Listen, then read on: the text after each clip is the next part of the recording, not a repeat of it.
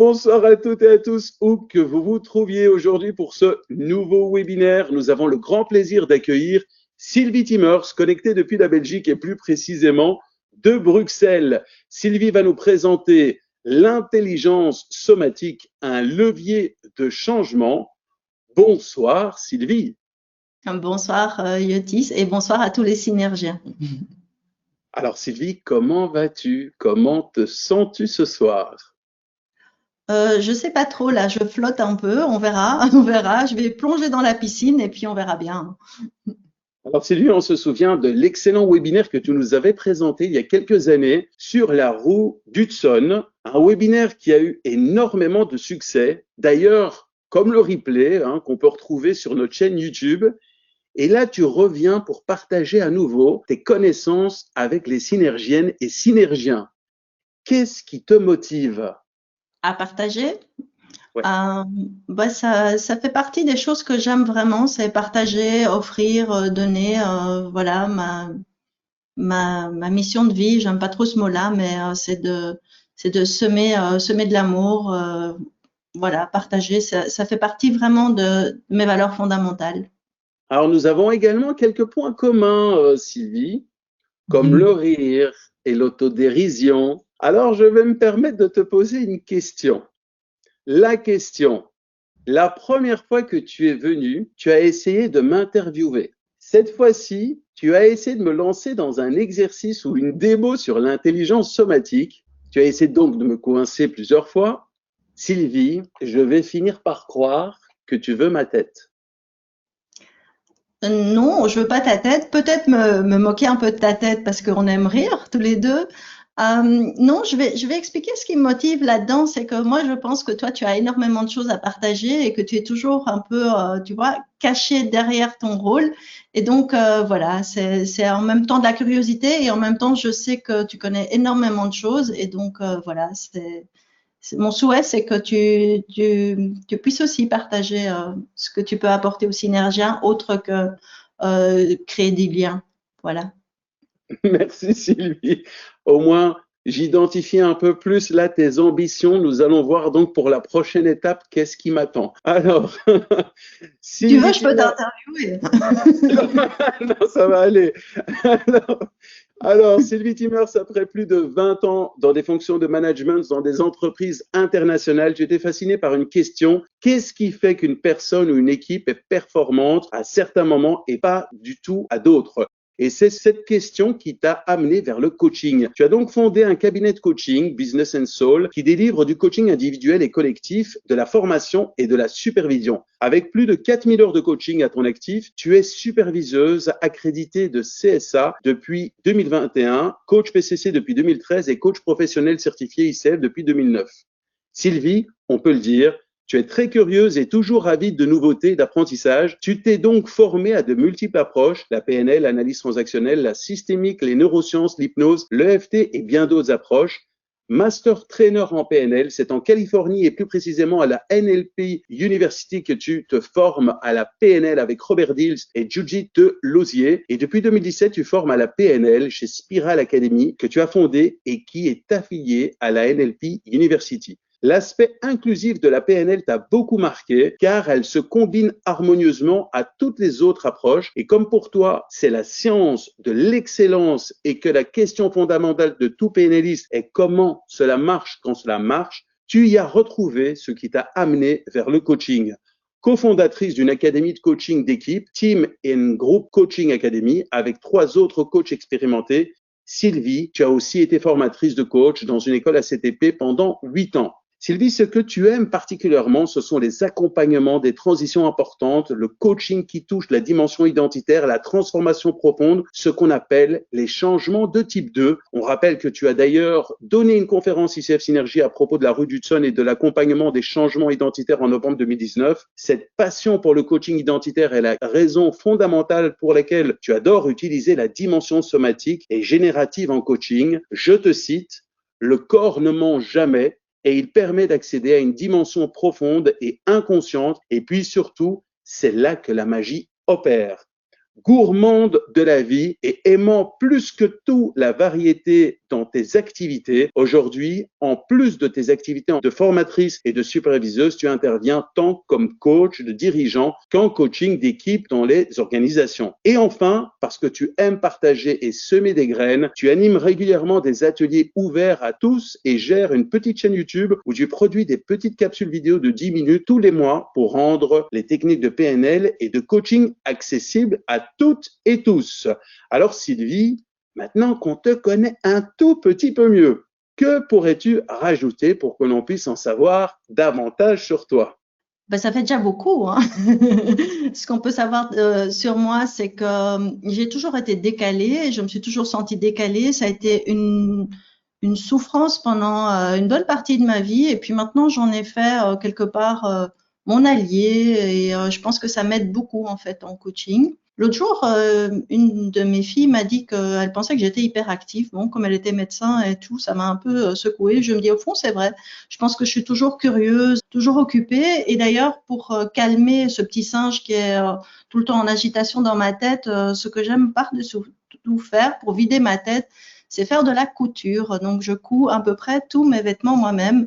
Et ça, en fait, quand on fait de la couture, on est absolument concentré sur ce qu'on fait. C'est assez manuel et donc, ça me permet de faire autre chose que de travailler. Donc, voilà. Sinon, ce que je peux encore dire de moi, c'est que ici, j'ai représenté une image qui représente assez bien ce qui est important pour moi parce que ça représente en même temps ma vision et ma mission.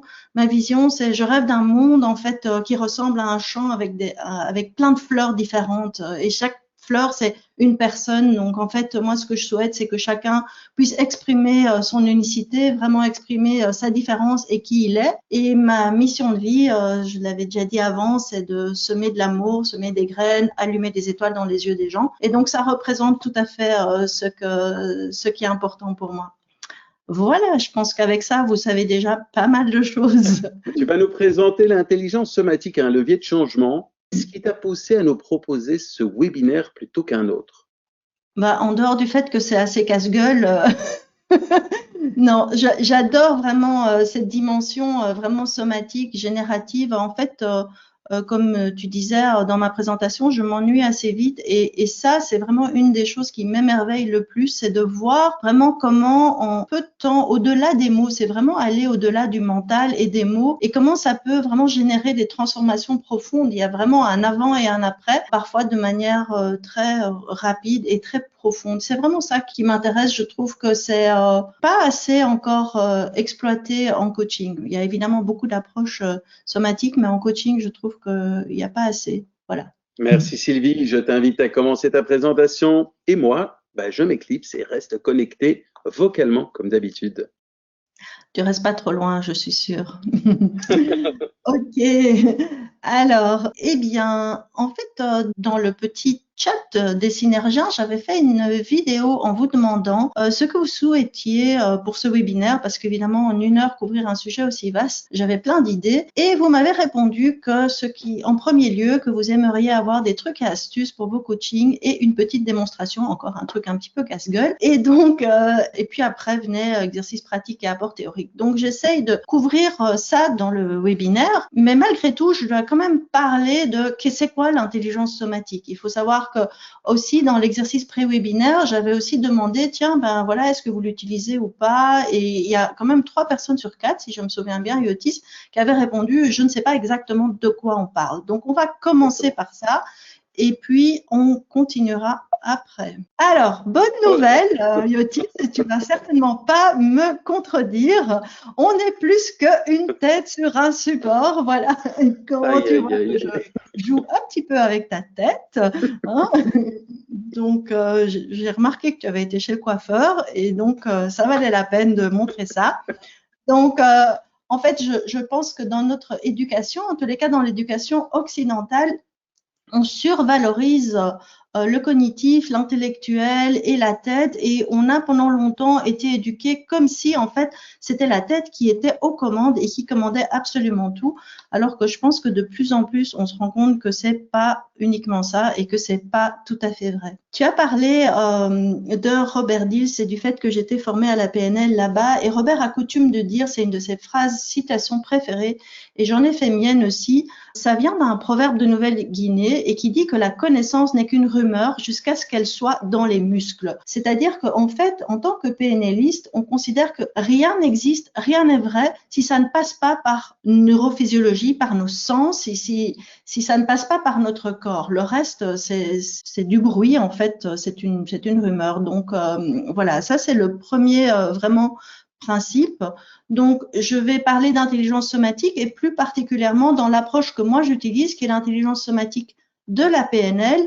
Ça a été développé par Judith et Robert en 1993. Là, on entend que je suis belge, donc c'est-à-dire il y a déjà 30 ans, et ils se sont basés sur les travaux de Noam Chomsky avec la grammaire générative et transformationnelle. Donc en fait, cette connaissance et cette approche, ça fait très longtemps qu'il y a des recherches sur l'approche du corps. Je pense que c'est certainement depuis la deuxième moitié du siècle dernier et peut-être même du siècle d'avant. Donc il y a vraiment longtemps.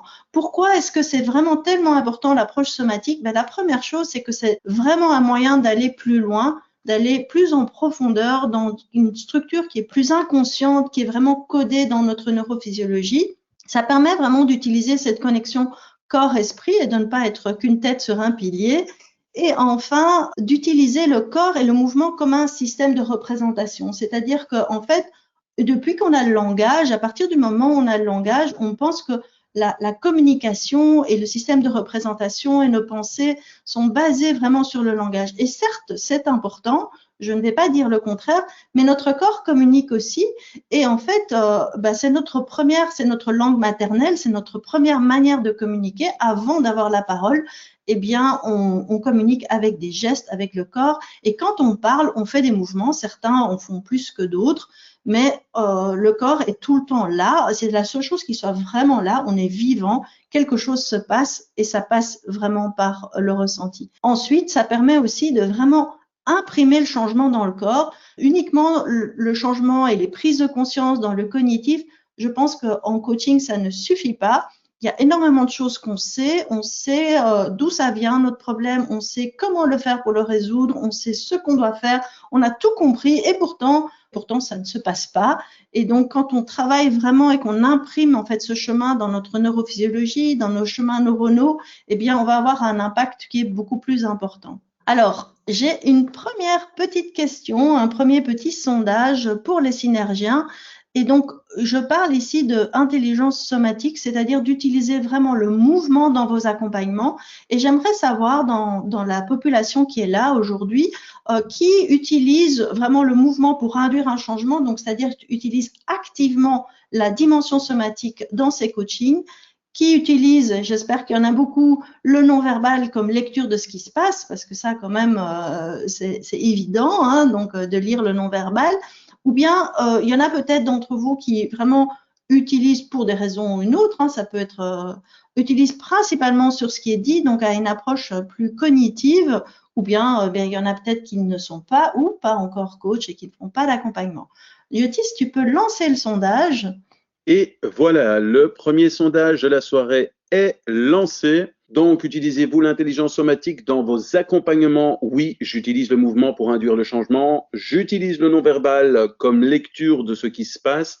Très peu, je me concentre sur ce qui est dit et je ne fais pas encore d'accompagnement. Et vous êtes déjà très nombreux à avoir répondu au sondage.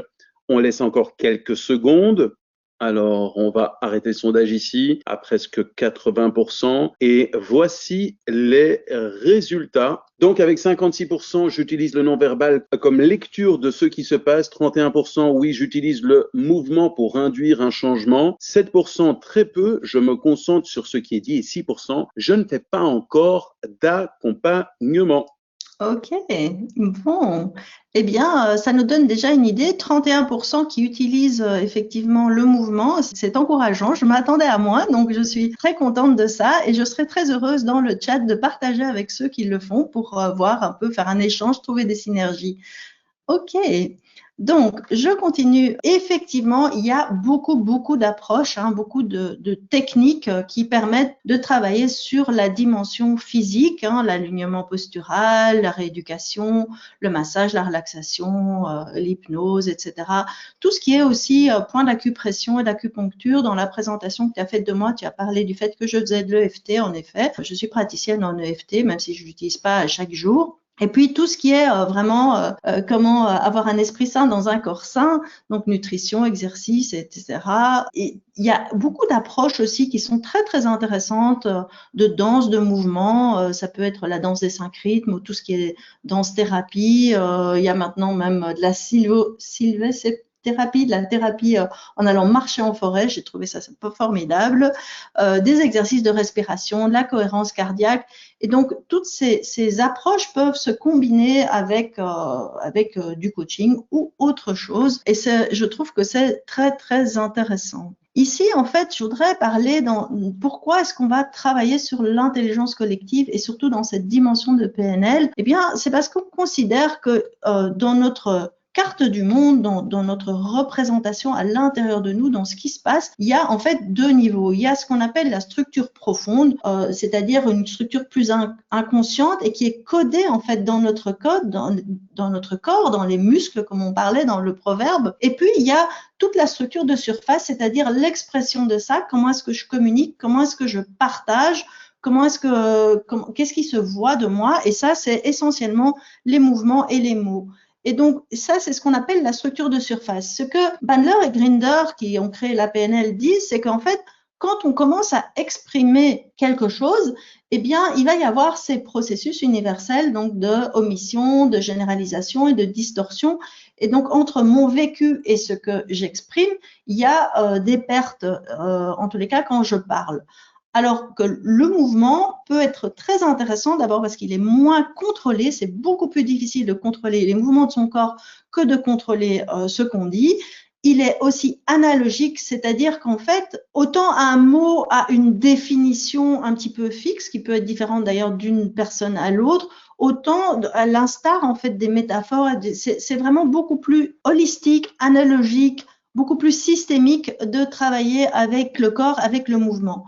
Alors, effectivement, on considère que le corps, en fait, est un système de représentation à part entière et qu'il a lui-même sa manière de traiter l'information. Et en plus, il y a de plus en plus de recherches qui tentent à prouver qu'on ne stocke pas l'information et on ne traite pas l'information que dans le cerveau, mais qu'elle est aussi distribuée dans le corps. Si vous n'êtes pas convaincu de ça, eh bien, il suffit, par exemple, de voir comment est-ce que notre corps nous parle, hein, donc de qu'est-ce qui se passe. Et en général, on a d'abord, d'ailleurs, les émotions commencent par d'abord une sensation physique avant de pouvoir arriver au cerveau et être interprété. Donc, le corps est un système à part entière de représentation et on va utiliser le somatique autant pour amener de la connaissance dans le muscle, donc donner de l'information et imprimer cette information dans une dimension profonde, dans la structure profonde, mais aussi pour obtenir de la connaissance à partir du muscle, éventuellement même de la connaissance qu'on essaye de ne pas capter. Ici, en fait, on a ce qu'on appelle l'indice de computation, qu'on voit souvent en PNL, mais qui existe aussi dans d'autres approches. Et donc, on a le comportement externe qui est ce qui est visible, ce qui est tangible, etc. Et à l'intérieur de nous, on a l'état interne, l'état émotionnel, comment est-ce que je me sens à un moment T. Et il y a évidemment tout ce qui est la pensée. Alors, ces trois processus s'influencent les uns les autres.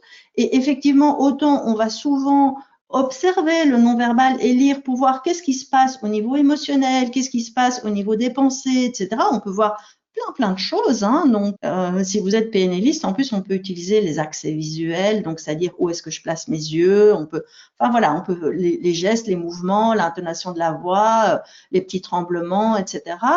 Mais on utilise un peu moins en fait le corps pour influencer la pensée ou influencer l'état interne. Il y a des techniques qui le font. Par exemple, j'aime beaucoup citer le yoga du rire, par exemple, où on induit un comportement externe et ça va changer notre état interne, ça change même notre neurophysiologie à l'intérieur et ça va forcément changer aussi nos pensées. Donc ça, c'est vraiment tout l'intérêt. En fait, on dit toujours que tout passe par nos cinq sens et on parle tout le temps de nos cinq sens et on peut considérer, c'est assez peu partagé et peu connu, mais en fait, on considère qu'il y a un sixième sens. Alors, le sixième sens devrait même être le premier sens, mais bon. Et ce sixième sens, c'est pas une intuition un petit peu magique. Il s'agit on pourrait l'appeler la proprioception, c'est-à-dire vraiment, c'est autant les sens, les cinq sens qu'on a, le visuel, l'auditif, le kinesthésique, l'olfactif et le gustatif, sont tous les sens qui nous permettent de capter principalement tout ce qu'il y a autour de nous et notre environnement. Autant, en fait, le sens de la proprioception est un sens introspectif. C'est absolument indispensable. C'est ce qui nous permet, en fait, d'être debout, de savoir à tout moment où est-ce qu'on se situe, dans quelle position est notre corps, qu'est-ce qui se passe à l'intérieur de nous. Donc, d'une certaine manière, ce sens-là, sans ce sens-là, on n'est même pas capable de tenir debout ou de marcher. D'ailleurs, c'est très intéressant parce que les astronautes, quand ils passent 6 mois dans l'espace et qu'ils reviennent, ils doivent vraiment rééduquer cette proprioception parce que sinon, ils sont complètement perdus s'ils ont été en apesanteur. Donc, on parle même que cette proprioception existe chez les plantes. Enfin, donc, c'est plus vaste que juste le kinesthésique qu'on a dans le VACOC, c'est vraiment cette connexion profonde, consciente et inconsciente de ce qui se joue à l'intérieur de nous. Et donc, le corps nous parle tout le temps, mais est-ce qu'on l'écoute en fait? Est-ce que vraiment on est à l'écoute de notre corps? Je ne suis pas meilleure qu'une autre à ce niveau-là. D'ailleurs, juste pour partager quelque chose, ce matin, c'est pas un hasard, hein. Tout d'un coup, je me réveille, j'arrive à peine à sortir de mon lit, j'avais le dos complètement coincé. Alors pour ceux qui sont les transactionnalistes, c'est vraiment dans les comportements passifs, c'est le stade 4 de l'incapacitation, tout pour éviter le webinaire de ce soir. Donc le corps m'a vraiment parlé, c'était une expression, je suis absolument sûre, une expression vraiment de mon stress pour ce webinaire pour ce soir. Donc j'ai un deuxième petit sondage, je vais demander aux synergiens s'ils ont une sensation, un geste, une douleur, quelque chose qui revient régulièrement. Ça ne doit pas être nécessairement le dos coincé comme moi, hein. Ça peut être par exemple des grincements de dents ou ça peut être, enfin peu importe, quelque chose qui vient régulièrement. Et est-ce que vous avez l'impression de comprendre le message de votre corps? Vous avez une lecture de ce message? Ou bien est-ce que vous avez cette sensation mais vous ne comprenez pas vraiment le message? Ou bien, oui, vous avez une sensation, mais vous faites tout pour l'ignorer, vous faites comme si elle n'existait pas, okay? Ou bien vous n'avez pas de sensation. Donc, si tu peux lancer, Yotis, le deuxième sondage, ça me ferait très plaisir. Alors, c'est parti pour te faire plaisir. Deuxième sondage, il est lancé. Avez-vous une sensation, un geste, une douleur qui revient régulièrement? Oui, et je crois savoir quel est le message de mon corps. Oui, mais je ne comprends pas le message. Oui, mais je l'ignore. Et non. Alors, donc, vous êtes très, très, très, très rapide ce soir, en pleine forme, à la dopamine à gogo. Donc, on va arrêter le sondage dans presque 80% encore une fois. Et voici donc les résultats. Avec 60% oui, et je crois savoir quel est le message de mon corps. 32% oui, mais je ne comprends pas le message. 5% oui, mais je l'ignore. 3% non. Ok, donc beaucoup pensent savoir quel est le message et c'est très très intéressant, hein. Après, est-ce que c'est le bon message ou pas? Mais en tous les cas, le corps nous parle et je pense que ça c'est vraiment une notion qui est très importante. Particulièrement, notamment, on parle beaucoup évidemment et on est beaucoup sont concernés par le burn-out, mais par exemple, moi j'avais entendu que le burn-out jusqu'à 1 an et demi à 2 ans avant d'être en burn-out, on a déjà des signaux du corps. Donc ça voudrait dire que si on les écoute suffisamment vite et qu'on agit, eh bien, on devrait être capable d'éviter les burn-out. Et pourtant, on a parfois le message et puis le message, on essaye de le pousser sous le tapis ou bien on croit que c'est pas possible. Et comme on est tous presque tous coachs ici, on sait très bien qu'il y a plus de choses qui sont possibles que ce qu'on croit, sinon on ne serait pas coach. Voilà, donc on a beaucoup de messages et pour autant, comment je vais dire ça? Je pense qu'on les sous-exploite. Donc, pour résumer, pourquoi l'intelligence somatique en coaching? Eh bien, ça permet d'utiliser la sagesse du corps, ça je l'ai déjà dit, d'accéder à la dimension profonde. Une autre chose qui est vraiment très intéressante, c'est que en utilisant le somatique, on est dans le présent. Donc, le corps, il est toujours ici, on est vivant, il se passe quelque chose, on est vraiment dans qu'est-ce qui se passe, qu'est-ce que je vis, et ça, c'est vraiment très, très intéressant, je pense, en coaching. Ça permet aussi d'accéder vraiment au cœur, au centre, au démarrage de l'émotion, même si j'essaye d'étouffer mon émotion, eh bien, mon corps va me donner des signaux. On peut avoir plein de signaux qu'on souhaite ignorer ou qu'on ignore, comme on voyait juste avant. J'ai parlé aussi de la dimension holistique, systémique, métaphorique. Je pense que ça, c'est vraiment très intéressant aussi. Alors, une autre chose qui est aussi très intéressante, je pense, et très importante, c'est que parfois, ça permet de communiquer quelque chose dont on n'a pas trop envie de parler, en fait. Donc, ça permet aussi de préserver en fait la confidentialité du contenu et notamment dans nos coachings. Je pense que ça c'est très important et on va le voir puisque je vais faire une petite démo. C'est qu'il y a moyen de coacher sans parler en fait de l'histoire. Moi j'adore faire ça, comme je donne beaucoup de formations, je fais des démos sans que la personne ne doive rentrer dans les détails de ce qu'il vit. Et donc ça, je pense que c'est vraiment extrêmement un avantage qui est non négligeable. Après, le corps, c'est notre langue maternelle à tous. Hein, donc, d'ailleurs, si vous avez parfois dans des pays où vous n'arrivez pas à communiquer parce que vous n'avez aucune langue commune, eh bien, vous allez voir que tout d'un coup, la langue des signes, ça va revenir. Ensuite, une autre chose qui est vraiment très, très importante, c'est que ça permet aussi de faire taire le mental. Moi, j'ai souvent des coachés qui me racontent en moult détails toute leur situation et combien c'est compliqué, combien c'est impossible, etc. Et j'ai toujours l'impression qu'on reste, je vais prendre une analogie, une image ici, typiquement belge, j'ai l'impression que c'est comme dans une bière et on reste dans la mousse au-dessus. Et en fait, quand on va commencer à utiliser la dimension somatique, on va enfin descendre dans la vraie bière et donc dans la profondeur et donc on va rentrer dans le cœur du sujet alors qu'avant ça, eh bien, il peut vous expliquer plein de choses et c'est une manière aussi de surcharger le mental et de ne pas rentrer dans le ressenti. Et pourtant, c'est dans le ressenti que ça va, que les choses vont bouger. Aussi, ça permet, et ça c'est, je pense, très intéressant et très important pour les coachs, de sortir de ce qui a déjà été exploré. Quand notre coach nous raconte son problème et sa situation, eh bien, c'est sûr, il l'a déjà raconté à un paquet de personnes et tout le monde a déjà mis son grain de sel là-dedans. Alors, je sais que comme coach, on ne doit pas poser de questions et qu'on va avoir une attitude différente que d'essayer de conseiller notre client. Ceci étant dit, moins vous en savez, moins vous aurez tendance à vouloir conseiller votre client, donc ça peut être aussi un avantage pour vous. Bref, en 2 mots, ça permet de gagner énormément de temps et d'accroître son efficacité. J'espère qu'avec ça, je vous ai vendu la salade et que vous êtes tous convaincus. Bon, tout ça c'est gentil, c'est très bien Sylvie, mais maintenant, je fais quoi et je fais comment? Hein, ça c'est la question, on rentre vraiment dans le cœur. Alors, pour travailler là-dessus, hein, il faut déjà savoir que quand on parle de PNL de 3e génération, PNL générative, systémique, eh bien, on parle de 3 formes d'intelligence.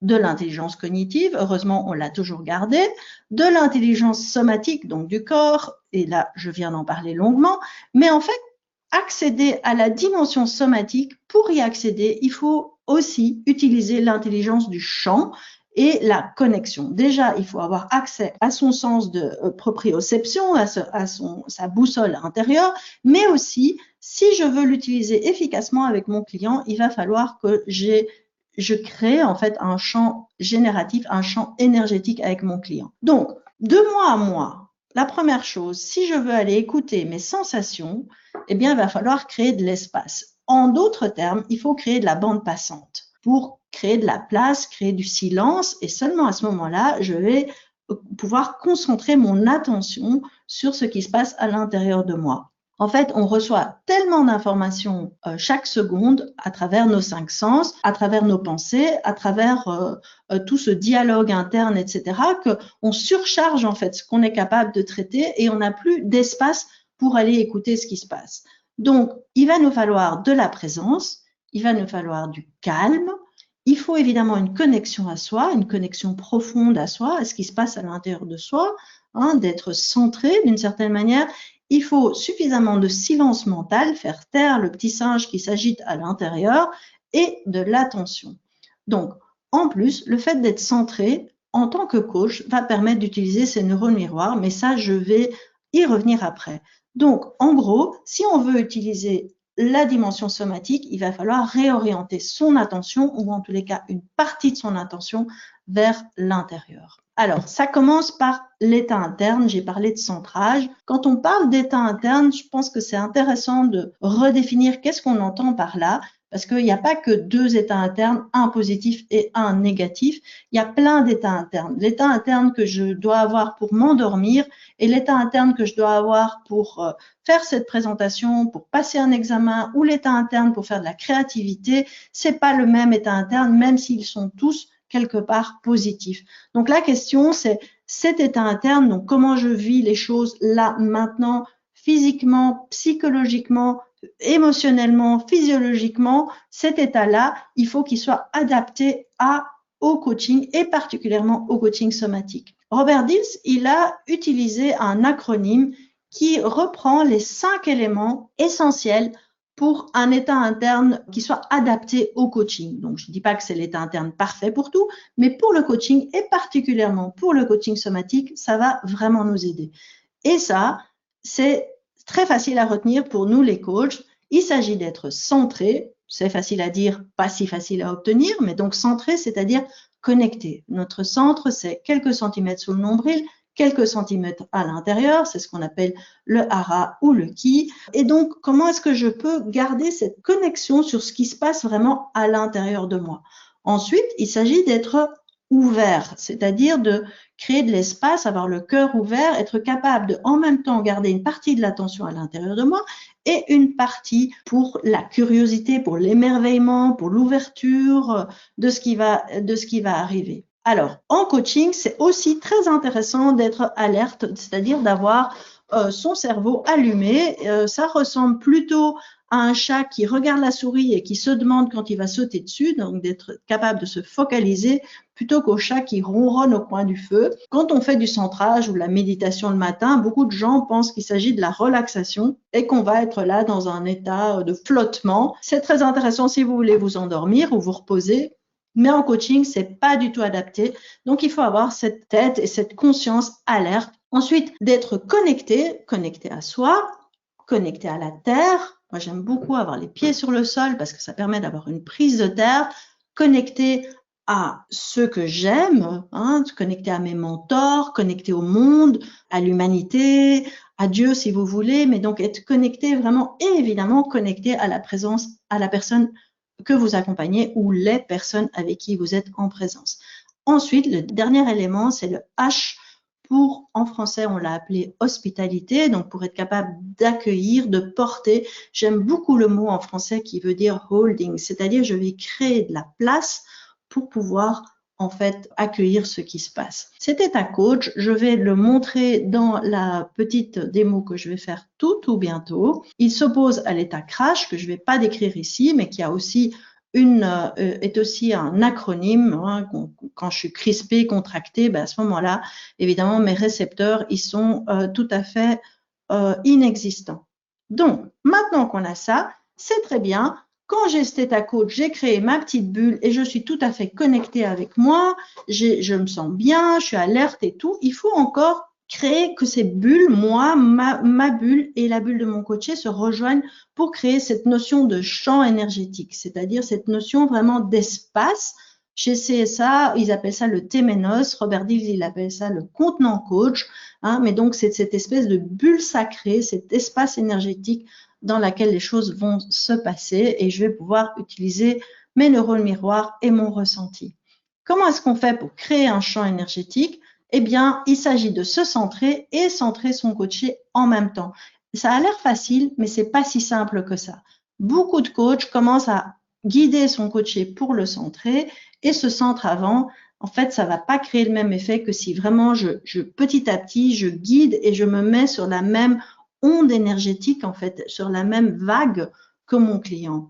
chacun va commencer à créer sa bulle et puis je vais complètement tout synchroniser pour rejoindre les bulles et en former qu'une seule, peut-être par un regard, par un geste, par un mouvement, un petit signe, comme si nos deux bulles de savon, pac, se créaient. Bon, donc ça, cet espace, ça va me permettre d'avoir mon attention sur, en tant que coach, ce qui se passe à l'intérieur de moi, être à l'écoute de mon corps, c'est super important, permettre à mon client que lui aussi soit connecté à ce qui se passe dans son corps et permettre aussi qu'il y ait un espèce d'échange énergétique. Donc, c'est comme s'il y avait une vibration et physiquement, je vais sentir ce qui se passe.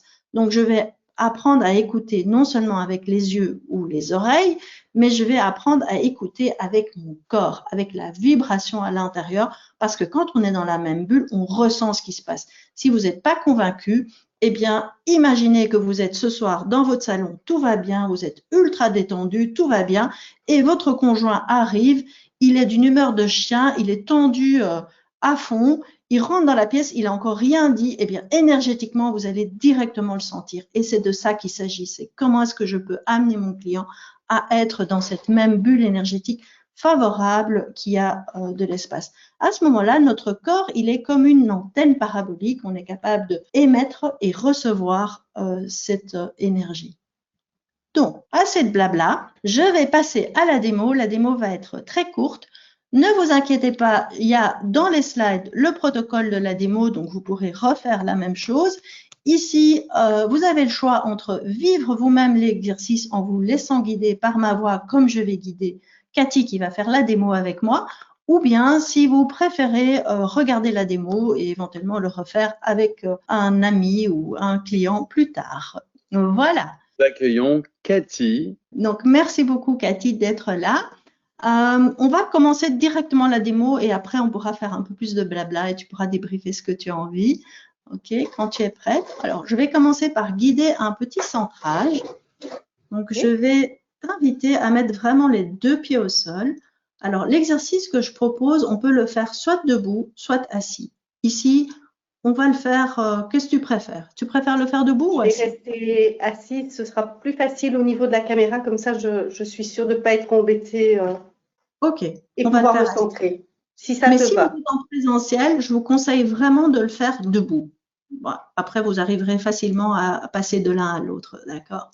Ok, donc si tu es assise, je t'invite vraiment à mettre tes deux pieds sur le sol, à trouver une position où ta colonne vertébrale est comme une pile d'assiettes. Elle tient toute seule, donc d'être ni avachie ni raide. Ok, donc c'est plus facile si on s'assied au bord de la chaise. Tu peux choisir si tu fermes les yeux ou si tu les gardes ouverts. Pour le moment, c'est vraiment comme tu veux. Mais si tu les gardes ouverts, essaye de garder un regard défocalisé. Okay. De prendre conscience de ta respiration et d'aller imaginer qu'à l'inspiration, tu captes l'énergie du sol et tu la fais monter dans ton centre. Et qu'à l'expiration, tu renvoies tout ce dont tu n'as pas besoin dans le sol à travers tes pieds, comme si tu avais un échange énergétique entre la terre et ton centre. Et au fil des cycles de respiration, tu peux te sentir de plus en plus centré. Et si c'est plus facile, tu peux poser une main sur ton ventre. Et j'invite tous les synergiens qui nous regardent de faire la même chose, de se centrer. Ensuite, je vais te demander de sentir et d'imaginer que à chaque inspiration, ta poitrine se gonfle et ton cœur s'ouvre un petit peu plus.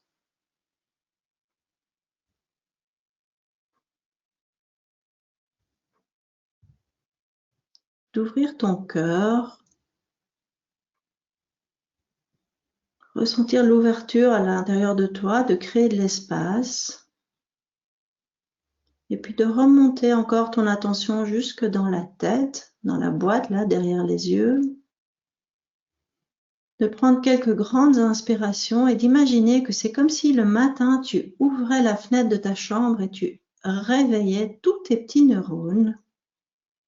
Chaque fois qu'une idée te vient, si tu n'en as pas besoin, tu peux la laisser repartir à la prochaine expiration. L'objectif n'est pas de ne pas penser, c'est d'accueillir ces pensées et si vous n'en avez pas besoin, de les laisser repartir là, maintenant et de revenir à la respiration. Là, petit à petit, tu peux sentir la connexion entre la tête, le cœur, le centre, le sol, la connexion à plus vaste, la connexion à ce que tu aimes, de te mettre dans une posture vraiment d'accueil, de curiosité, prête à accueillir tout ce qui va arriver. Et si tu as raison, si tu as un geste, c'est intéressant de faire un geste. Et je vais te demander de prendre un regard visuel avec moi et c'est comme si ta petite bulle et la mienne se rejoignaient. Et je vais te demander d'imaginer que tous les synergiens forment une énorme bulle autour de nous, une bulle de support. Et je pense que c'est important de ne pas les ignorer, mais plutôt de les accueillir, comme s'il y avait une bulle à l'extérieur de notre petite bulle. Voilà. Quand tu es prête, tu me fais signe. Alors, on va faire en fait un espèce de mini coaching somatique. Donc, en premier lieu, je vais te demander, j'imagine que tu as pensé à une situation qui t'ennuyait quelque part, laquelle tu voudrais travailler. Je vais te demander de te mettre dans cette situation, okay, et de ressentir à l'intérieur de toi quel mouvement naturel te vient.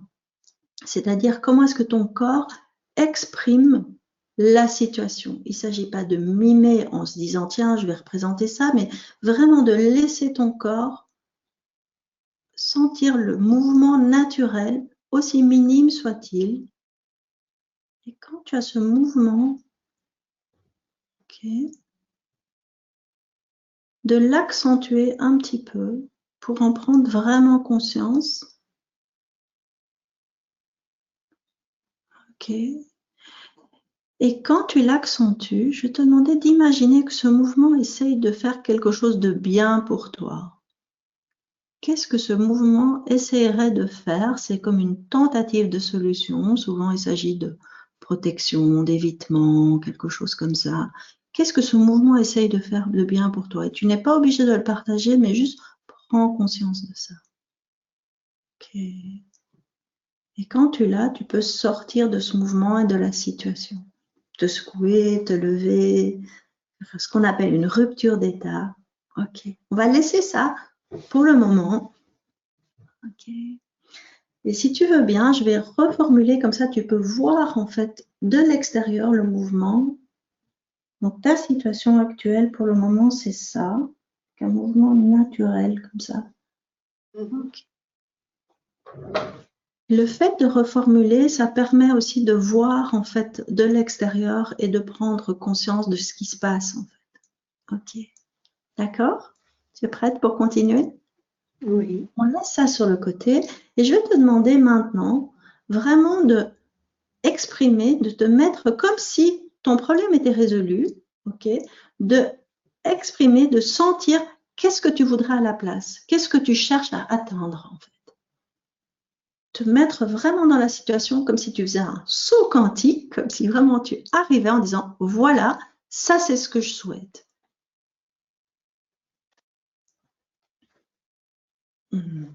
Ok. Et même chose, fais-le plusieurs fois pour vraiment prendre conscience et l'accentuer. Ce que tu veux, c'est ça. Ok. Bien. Ok. Donc, si je comprends bien, aujourd'hui, tu te sens comme ça. Et ce que tu voudrais, c'est ça. Ok. Maintenant, je vais t'inviter, en fait, à faire ce trajet, comme si tu marchais de l'un vers l'autre. Si on était en présentiel et au sol, je prendrais 2 espaces sur le sol, espacés par exemple de 2 mètres. Je te demanderais de marcher de l'un à l'autre. Ici, on est assis, mais c'est pas grave. Tu peux vraiment passer de l'un. Donc, tu commences dans ta situation actuelle et c'est comme si tu laissais ton corps te guider vers ton état désiré.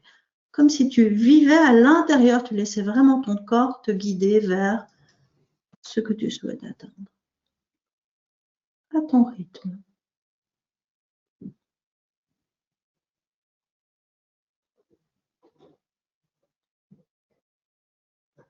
Prends vraiment conscience de tout le mouvement de ton corps.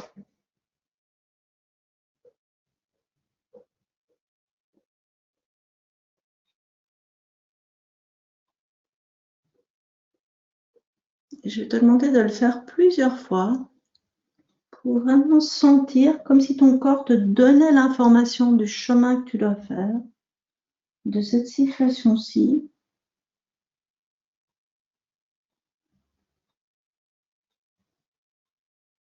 Vraiment en conscience. Je recommence? Comme tu veux, vraiment. Si tu veux ajouter quelque chose, si tu sens que ton corps te guide en disant il y a une étape en plus.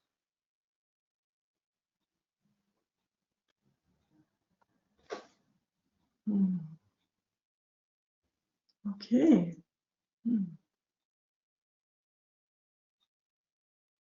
Est-ce que tu peux partager avec nous ce que ça t'apporte?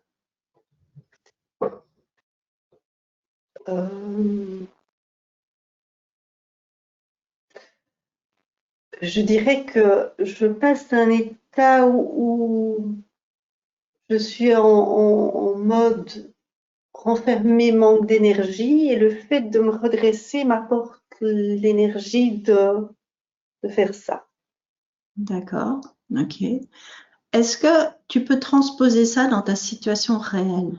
Donc, est-ce que tu peux voir, tu vois, ça, par exemple, qu'est-ce que ça voudrait dire très concrètement dans ta situation réelle? Comme si tu traçais le chemin, tu vois. Je t'explique ma situation ou je... Tu peux, c'est comme tu veux. En fait, ici pour l'instant, ce que je fais, plutôt que de faire mon sport, je fais d'autres choses qui me donnent pas d'énergie, alors que je sais quand je vais faire mon sport, ça me requinque, ça me redonne de l'énergie.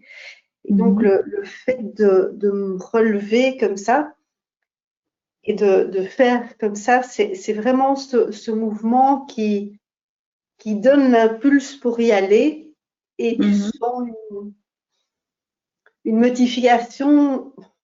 C'est difficile de mettre des mots sur les ressentis au niveau du corps, comme ce besoin de se redresser et d'y aller, quoi. Ok. En imaginant maintenant, voilà, que tu me dis, c'est pour aller au sport, hein, donc c'est ça? Hein? Oui. Ouais. Je voudrais que tu imagines vraiment que tu es demain, on va faire ce qu'on appelle un pont vers le futur en PNL. Imagine que tu es demain ou après-demain, enfin un jour où tu vas faire du sport, ok? Et qu'effectivement tu ressens ce manque d'énergie.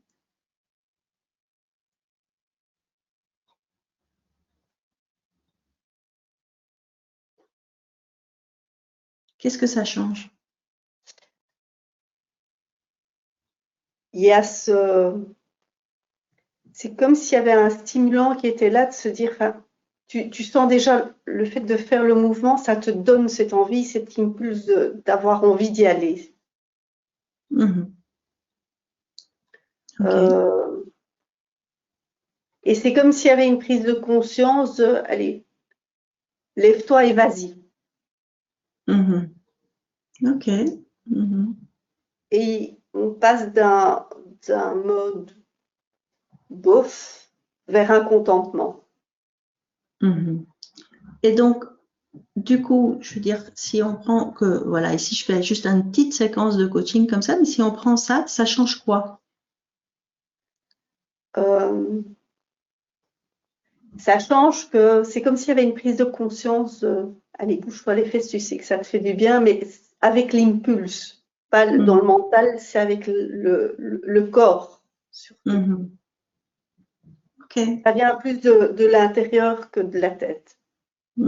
Et ça change quoi? Ça mobilise. Ok. Merci beaucoup. Merci. Merci Sylvie. Donc ici, j'essaye en fait qu'elle exprime ce qui se passe, hein, donc ce qui n'est pas toujours facile et ce qui n'est pas Non, toujours c'est pas évident. clair non plus. Hein, c'est parce que c'est une démo et donc je veux parce que quand on voit ça en disant oui bon ben, voilà je passe de là à là, il ne s'est rien passé. Mais en fait, quand on fait ça et surtout quand on marche d'un état à un autre, on peut avoir énormément de prise de conscience très importante, donc d'étapes en disant tiens ben voilà, il se passe quelque chose. En tous les cas, ça trace tout à fait un autre circuit neuronal que juste se dire dans la tête en fait, vas-y, tu sais que ça te fait du bien. Ok. En fait, peut-être pour compléter, et puis je te rends tout à fait la parole, j'ai eu une image aussi où je me suis vue me lever pour y aller. Donc, c'est comme si cette impulsion, tu te lèves du fauteuil et tu y vas. Ok. Ok. Merci beaucoup, Cathy. Yoti? Merci Cathy. Alors moi j'ai vu un dauphin, hein, comme ça tu sais Cathy. Alors et Merci son beaucoup, micro Cathy. et un grand merci Cathy. À bientôt. Ok, bon, alors, est-ce qu'il y a des réactions dans le chat ou quoi? Ici, j'ai en fait toutes les étapes que j'ai faites, donc vous les retrouverez, je ne vais pas les redécrire, vous les avez vues. Alors, Caroline nous dit, chouette, ça vivre dans l'espace du cœur. Il y a solution par le corps, nous dit Leïla. Il y a énormément de remerciements. C'est magistral, nous dit Catherine. Un grand merci pour ces démonstrations, nous dit Valérie. Super intéressant, nous dit Betty. Un grand merci. J'ai vécu la démo et me suis senti dans une bulle avec vous. Quelle puissance systémique, un beau cadeau. Merci beaucoup, nous dit Kim. Donc, il y a énormément de remerciements. Je te laisse clôturer le webinaire. Oui, tout à fait. Alors, je vais clôturer avec les clés pour utiliser l'intelligence somatique. OK. Alors, première clé, il y en a 6 au total. La première clé, c'est vraiment le centrage et le champ. S'il n'y a pas ça, il n'y a rien qui va se passer. Ça, c'est évident. On peut créer un champ extraordinaire en online. Moi, j'ai vécu des choses vraiment et des coachings somatiques en ligne qui sont vraiment fabuleux avec des gens. Je me souviens, il n'y a pas longtemps, j'ai fait un atelier sur les niveaux logiques et alors, je connaissais pas du tout la personne et je lui demande ce qu'elle veut, c'est quoi son objectif et elle me fait, je sais pas si les gens me voient, mais il me fait un truc comme ça de rassembler et d'aller tout droit. Et tout au long du coaching, il a fait ça. En fait, il faut savoir que vraiment, je pouvais le sentir, le vibrer. Donc, cette notion de centrage, elle est essentielle et elle est vraiment essentielle pour le coach tout autant que pour le client parce qu'on ne peut pas, comme dit Richard Moss, être plus proche de l'autre que proche de soi-même. Donc, ça commence par soi-même. Ça, c'est la première clé. La deuxième clé, selon moi, c'est de ne pas interpréter. Donc, je n'interprète pas, je suis juste curieuse, j'observe comme une entomologiste. Hein, je ne vais pas interpréter. C'est clair, c'est sûr que les mouvements plus de contraction sont plutôt des mouvements de protection et que les mouvements d'ouverture sont des mouvements qui vont vers l'extérieur, mais on n'est pas là pour interpréter, on est là pour faire vivre le coaché et pour que lui fasse ses propres prises de conscience. L'autre chose, c'est que je ne vais jamais questionner mon client sur la signification du mouvement. En gros, je vais essayer de le moins possible briser la magie de ce qui se passe dans le mouvement et dans cette forme de langage par une intellectualisation. Ça, c'est la deuxième clé. La troisième, c'est de ne pas, en tous les cas dans mon approche, l'approche que moi j'utilise de PNL de troisième génération, je ne guide pas vers la solution. Je sais qu'il y a énormément d'autres techniques où on dit on va faire ci et faire ça à son client et ça va donner la solution. Ici, on ne prescrit pas le mouvement, c'est lui qui va trouver son propre chemin, son propre mouvement. En tant que coach, je suis juste un ange gardien, un guide qui permet en fait de créer cette bulle, ce téménos pour que la magie opère. Donc, on apporte de la sécurité, de la confiance, mais rien de plus. C'est lui qui trouve sa solution. Quatrième clé. Alors, je ne l'ai peut-être pas assez montré, etc., mais la reformulation somatique est absolument essentielle. Quand vous faites ça, ici, il y avait relativement peu de mouvements et Cathy était discrète. Parfois, j'ai des mouvements plus amples et c'est vrai que surtout si on est debout, etc., on va avoir plus de mouvements. Et donc, on va reformuler et vous l'avez sans doute vu dans la démo, je refais le même geste. Et d'ailleurs, je vais ajouter un élément, c'est que quand je suis en présentiel, je me mets pas en face de mon client, mais je me mets à côté de lui, un petit peu derrière, comme si j'étais vraiment son ange gardien. En fait, d'une certaine manière, je me mets en résonance avec lui. Ça me permet plein de choses, ça me permet de ressentir ce qu'il ressent, ça permet d'avoir un effet d'accentuation. C'est absolument essentiel. Et en plus, votre client se sentira beaucoup moins ridicule si vous faites aussi le mouvement que si vous le regardez comme s'il était un poisson dans un bocal. 5e clé, faire vivre et revivre le mouvement. Il ne s'agit pas seulement d'avoir conscience du mouvement, il s'agit en fait de tracer le chemin. Et plus Cathy fait son mouvement là, plus en fait elle trace le chemin et elle prend conscience que oui, elle a tout en elle pour passer de ça à ça et pour juste prendre la décision, mais presque somatique. C'est comme si c'est son corps qui la guidait vers le sport plutôt que son mental qui dit allez bouge-toi, ça te fera du bien. Donc voilà, plus vous tracez le chemin, plus vous allez approfondir le bassin, donc approfondir le chemin. On passe d'un petit chemin en terre battue à une autoroute. En plus, chaque fois qu'on passe et chaque fois qu'on trace le chemin, on érode ses croyances limitantes. C'est un autre sujet, mais c'est quand même très important de le savoir. 6e clé, et c'est pas la moindre, c'est faire confiance. Faire confiance dans le processus, tout est là. Votre client, il est vivant, donc il ressent. Et même s'il y a peu de mouvements, il y a des mouvements à l'intérieur de lui. Il y a des mouvements énergétiques et donc il se passe obligatoirement quelque chose. Faire confiance aussi à soi, il faut commencer par soi et être à l'aise avec son corps pour pouvoir permettre à son client d'être à l'aise. Beaucoup des freins viennent en fait des freins plus du coach que du coaché.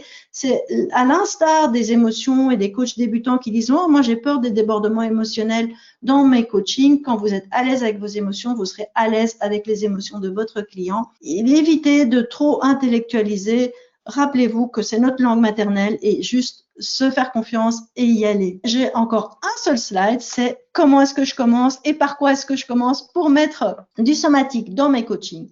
Alors, j'ai 10 tips, conseils, trucs et astuces, comme vous voulez, pour commencer. Alors, la première chose, et c'est vraiment la clé, c'est commencer à travailler votre état interne et celui de votre client. Ça ne sert pas qu'au somatique et ça va vraiment, vraiment améliorer votre ressenti, etc. Deuxième clé, et elle dépend de la première, c'est d'utiliser son propre corps comme une boussole. Ça vraiment, c'est-à-dire d'utiliser, d'avoir vraiment cette proprioception, ce qui se passe à l'intérieur de vous. Et même si vous n'utilisez pas le somatique chez votre client, quand il se passe quelque chose chez vous et que vous ressentez, eh bien, partagez-le. Vous aurez une puissance incroyable dans vos coachings. Tiens, tu me parles de ça, c'est bizarre, je sens une crispation dans mon ventre quand tu m'en parles, je sens une tension dans les épaules, je ne sais pas. Et je ne vais pas interpréter, je vais juste partager mon ressenti et demander à mon client, est-ce que tu as une idée, est-ce que tu ressens ça aussi, est-ce que tu as une idée de ce que ça pourrait signifier, etc. Donc, utilisez vraiment votre corps comme une boussole, c'est d'une puissance absolument incroyable. Troisième chose, il ne s'agit pas de tout d'un coup changer votre manière de coacher, mais d'ajouter cette dimension somatique à votre pratique habituelle, au même titre que les métaphores, c'est d'ajouter quelque chose. Première chose qu'on peut faire là-dedans, c'est de relever tous les gestes naturels que votre client exprime naturellement et de les reformuler et de les faire accentuer en disant tiens, je vois quand tu parles, ça peut être un mouvement du pied ou quelque chose, je vois que quand tu parles, tu fais ce geste-là, qu'est-ce que ça pourrait vouloir signifier, de l'accentuer et de mettre de la conscience en fait dans ce langage corporel qui se passe de toute manière. 5e truc, très utile aussi, quand vous avez l'impression qu'on discute trop et que ça patine ou que votre client est avachi en disant « oui, qu'est-ce que je pourrais faire ?» etc. Eh bien, faites-le bouger. Donc, une manière très, très simple, si vous êtes à fond dans le cognitif, il est assis, vous avez un tableau blanc, demandez-lui de se lever et d'écrire son objectif sur le tableau. Ça va déjà complètement changer l'énergie. Vous allez voir, c'est un moyen extrêmement simple et très, très, très efficace. Alors, vous pouvez, comme moi j'ai fait, lui demander d'exprimer avec le corps ce qu'il souhaite atteindre. Vous pouvez lui demander d'exprimer ce qu'il vit actuellement. Quand c'est très compliqué et tout, à l'instar d'un bon dessin, demandez-lui de dire « Ok, ta situation m'a l'air très compliquée. Est-ce que tu pourrais juste me montrer avec ton corps qu'est-ce qu'il est occupé à se produire, qu'est-ce qui se passe ?» Et enfin, la dernière chose, c'est de reformuler avec les gestes tout ce que votre client fait. Au même titre que la reformulation syntaxique, la reformulation somatique apporte vraiment quelque chose. Ça permet aussi à votre client de voir de l'extérieur qu'est-ce qu'il est occupé à se passer et il ne va pas se sentir singé, il va se sentir compris. Donc, ça va accentuer cet effet miroir. Voilà, ça, c'est les quelques livres que j'ai lus et dont j'ai pas beaucoup eu le temps de parler, mais je vous les mettre du coup dans les slides. Et voilà, Yotis, je pense que j'ai dit ce que je voulais dire, en tous les cas. Un grand merci Sylvie pour cette belle présentation pratique et efficace. J'aimerais également remercier Nefissa Karboul qui a répondu à toutes vos questions techniques. Nefissa est ambassadrice ICF Synergie pour la Tunisie. Elle est également la vice-présidente d'ICF Tunisie. Bonsoir Nefissa. Alors comment ça s'est passé ce soir? Alors on ne t'entend pas Nefissa. Alors, on a énormément donc de réactions dans le chat. Je vais les lire moi-même. Bravo pour cette superbe soirée, nous dit Michael. Sûrement un des meilleurs webinaires que j'ai participé, nous dit Elsa. Merci beaucoup, nous dit Mustapha Caroline, nous dit un coach, un ange gardien, un guide. Je dis oui. On nous pose la question de ce qu'est un téménos. Donc, c'est une zone sacrée. C'est bien ça, hein, Sylvie? C'est un mot grec, hein, donc vous pouvez chercher sur Google, vous allez trouver, c'est un espace. Donc, c'est une zone sacrée. Donc, voilà. Merci, Nefissa. Des problèmes techniques, ça arrive. Nous vous remercions d'avoir assisté à ce webinaire. Nous espérons que ce webinaire vous sera utile pour comprendre comment ajouter une dimension plus somatique à vos coachings et que ce sujet vous aidera au développement de votre pratique de coach. Si la réponse est oui, mettez un petit pouce bleu sous cette vidéo pour nous envoyer un peu d'ocytocine et augmenter nos niveaux de dopamine. Mettez des petits cœurs un peu partout, vous voyez bien, hein, moi je n'arrête pas. Quelques commentaires et surtout n'hésitez pas à partager vos infos sur le sujet juste ici en commentaire sous cette vidéo. Et si vous voulez être plus informé de la mise en ligne de nos nouvelles vidéos, cliquez sur la petite cloche. Au nom de toute l'équipe ICF Synergie, je vous dis merci. Rayonnement, synergie, ouverture, bienveillance, partage, coaching. Tous ces mots définissent nos actions. Ils définissent également notre vision qui est que notre communauté francophone participe activement et internationalement au rayonnement du coaching et puisse ainsi contribuer à l'émergence d'un monde meilleur. Je vous souhaite à toutes et à tous une bonne journée ou une excellente soirée où que vous vous trouviez. Et Sylvie, je te laisse le mot de la fin. Eh bien, moi, je remercie évidemment tous les synergiens et particulièrement Cathy qui s'est prêtée au jeu, qui est restée même au bureau jusqu'à 9h du soir pour avoir une bonne connexion. Donc, vraiment, de tout mon cœur, merci à Cathy. C'est une coach fantastique en plus qui aime beaucoup utiliser cette dimension-là. Donc, merci beaucoup. J'ai essayé de coincer Yotis, mais bon, ça n'a pas fonctionné. Donc, peut-être dans l'after, j'arriverai encore, on ne sait jamais. Merci beaucoup. Merci Sylvie, merci Nefissa, merci Cathy également. Merci à vous toutes et tous. Au revoir.